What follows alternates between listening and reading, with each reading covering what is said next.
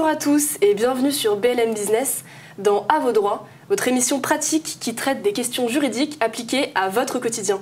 Aujourd'hui, nous allons traiter du thème de la rupture des négociations précontractuelles.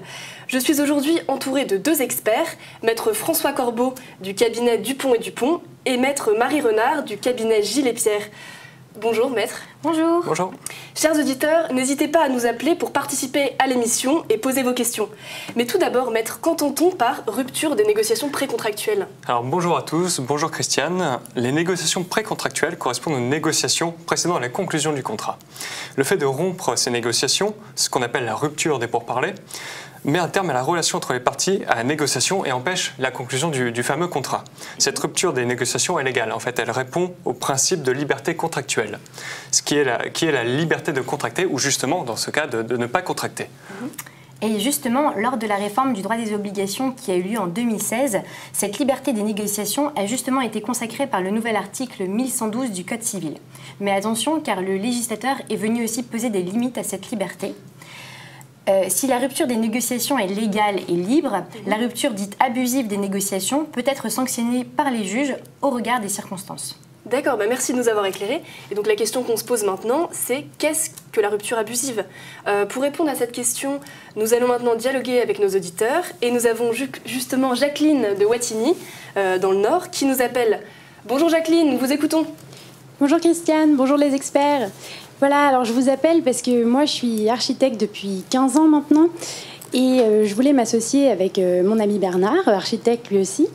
Et puis donc on a commencé à chercher un local, on a commencé à réfléchir à un logo et puis il me présentait à tout le monde comme sa future associée. Et puis la semaine dernière, plus de nouvelles. Ah bon, mais qu'est-ce qui s'est passé ? Eh bien écoutez, ce qui s'est passé, c'est que du jour au lendemain, Bernard m'a annoncé qu'il ne voulait plus s'associer parce que quitte à démissionner pour fonder son propre cabinet, autant aller le faire dans le sud de la France. Ah d'accord, merci beaucoup Jacqueline pour votre témoignage, mais je vais vous laisser répondre, cher maître. Bonjour Jacqueline, alors effectivement c'est embêtant, mais avant tout j'ai une question, est-ce que vous aviez signé quelque chose ? Eh bien écoutez, non pas du tout, parce qu'il m'a justement dit, puisqu'on n'a rien signé, il me doit rien, et du coup j'ai qu'à me débrouiller. Mais moi, j'aimerais bien savoir s'il n'y a pas quelque chose que je puisse faire pour le forcer à honorer sa promesse. Et Jacqueline, depuis combien de temps étiez-vous en négociation ? 2 mois environ. D'accord. Écoutez, au regard de tous les éléments que vous nous avez donnés, on peut facilement en déduire que vous étiez dans un stade avancé des négociations, des pourparlers. Tout portait à croire, en effet, que vous alliez conclure ce contrat avec Bernard. Il a fait preuve aussi de mauvaise foi en vous disant qu'il n'était pas engagé car vous n'aviez encore rien signé. Et je pense que dans votre situation, il y a de grandes chances que le juge retienne une rupture abusive des négociations en raison de l'atteinte au principe de bonne foi qui préside dans ce nouvel article 1112 du Code civil. Alors moi je confirme ce que dit ma consoeur et je te dirais même plus que plus les pourparlers sont avancés, plus la liberté des parties de ne pas conclure diminue. Surtout, vous devez garder toute la documentation de votre potentielle association, les témoignages de l'entourage à qui vous a présenté comme son associé, par exemple, et toutes les preuves en général de votre correspondance avec lui. Ça vous servira par la suite. D'accord, merci beaucoup de vos réponses, cher maître. Et merci Jacqueline de votre appel. À présent, nous allons prendre un autre auditeur qui nous vient d'Ajaccio. Bonjour Sergio. Ah, oui. Problème de contact. Bonjour Sergio. Oui, bonjour Christiane, bonjour les experts. Oui, désolé. J'ai eu récemment un petit souci puisque j'ai déposé une annonce sur le Bon Coin pour vendre ma BM pour un prix de 20 000 € à débattre. Voilà, quelqu'un m'a appelé parce qu'il était intéressé, mais il m'a annoncé qu'il ne disposait pas encore des fonds nécessaires.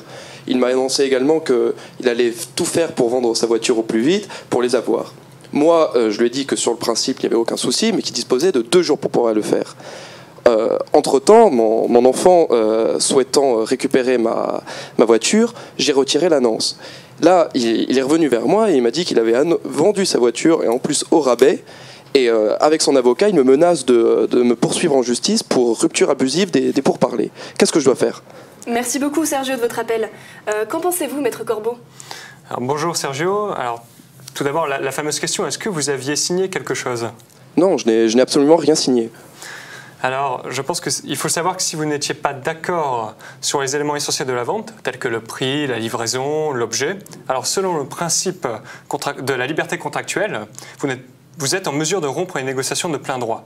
L'acheteur ne peut pas vous en tenir rigueur, surtout si vous ne lui avez pas laissé croire que la vente allait se faire de manière certaine et rapide. Et Maître Renard n'a pas tout à fait l'air de cet avis. Oui, moi j'émettrais quand même quelques réserves, car les négociations étaient là aussi à un stade assez avancé, et ce potentiel acheteur pouvait légitimement croire que vous alliez conclure un contrat de vente ensemble. Et pour preuve, vous lui avez laissé vendre sa propre voiture. Donc il faudrait bien évidemment étudier votre dossier plus en détail, mais pour moi, vous pourriez quand même engager votre responsabilité délictuelle et être tenu de lui verser des dommages et intérêts. Et ça me coûterait combien, cette histoire ? Alors, plusieurs choses concernant l'indemnisation. Avant toute estimation de montant, il faut savoir que le juge fait une appréciation in concreto, donc au cas par cas des faits.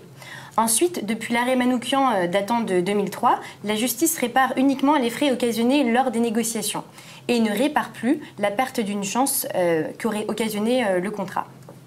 En l'occurrence, comme je vous l'ai dit, votre acheteur avait respecté vos conditions pour pouvoir conclure et il a vendu sa voiture. Donc il y a des circonstances atténuantes.